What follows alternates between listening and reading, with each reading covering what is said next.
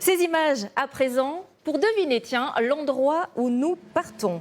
Une piscine lumineuse ou bien des plats au restaurant qui arrivent par des toboggans. Le Futuroscope qui fêtera ses 40 ans l'an prochain ne cesse de se renouveler. Illustration parfaite de ce secteur qui fait le plein. 70 millions de visiteurs chaque année dans les parcs de loisirs en France. C'est plus que le nombre d'habitants. Les recettes du succès donc vues par Cécile Madronet, Pascal Chély et Harry-Paul Noubissi. Et si chacun de nos pas avait un pouvoir magique? Nous sommes dans la nouvelle attraction du Futuroscope, en immersion au milieu de plantes fantastiques. Ça nous suit au fait quand on marche. Donc faut juste aller vers les plantes et ça met l'énergie sur les écrans. Je trouve ça super chouette. C'est ludique pour les enfants, c'est sympa. C'est vraiment top. Et là, on prend une claque visuelle, quoi. On joue avec l'image, avec le son, guidé par un botaniste un peu déjanté.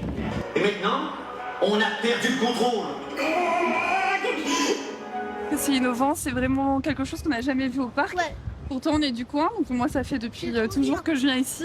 L'innovation, c'est la marque de fabrique du Futuroscope depuis près de 40 ans, avec des sensations fortes ou des émotions quand on embarque aux côtés d'un chasseur de tornades.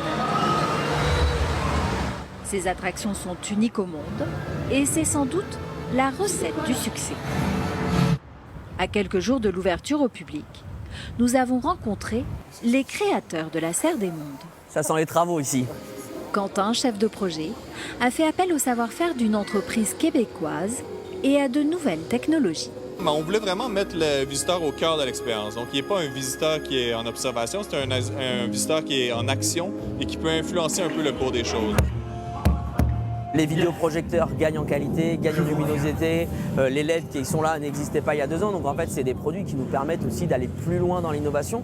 Et c'est l'évolution de tout ça qui nous permet de créer encore plus et de plus en plus. Depuis 5 ans, le parc de la Vienne a investi 300 millions d'euros. Un pari pour se renouveler sans perdre son identité. Disney, tout ça, c'est magique, c'est fantastique. Mais là, on est plus basé sur le numérique, c'est autre chose. Parmi les nouvelles mascottes du parc, ce T-Rex, héros d'un film projeté sur ce dôme. L'écran est 4 fois plus grand qu'au cinéma et on redécouvre l'histoire de ce tyrannosaure effrayant. Maintenant qu'on a vu ça, il fait moins peur, c'est moins un tueur, quoi. On fait des attractions et on apprend des choses, donc c'est pas mal. Avec les enfants, on trouve c'est bien. Pour financer ces nouveautés, il faut inciter les familles à venir, mais surtout à prolonger leur séjour. C'est tout l'enjeu de ce parc aquatique, ouvert il y a 2 ans.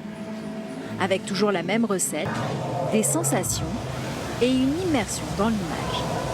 Ça apporte plus parce que, par exemple, nous on est venu hier, on a fait le Futuroscope. Aujourd'hui, il fait moins bon. Donc ça permet d'être à l'intérieur. Et en plus, on se baigne et en plus, il fait bon. 2 jours sur place, dans les hôtels et les restaurants du parc, qui jouent également la carte de l'innovation.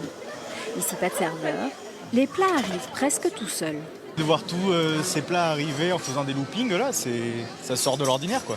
Un pari réussi, puisque la fréquentation a atteint un record l'an dernier, avec 2 600 000 visiteurs.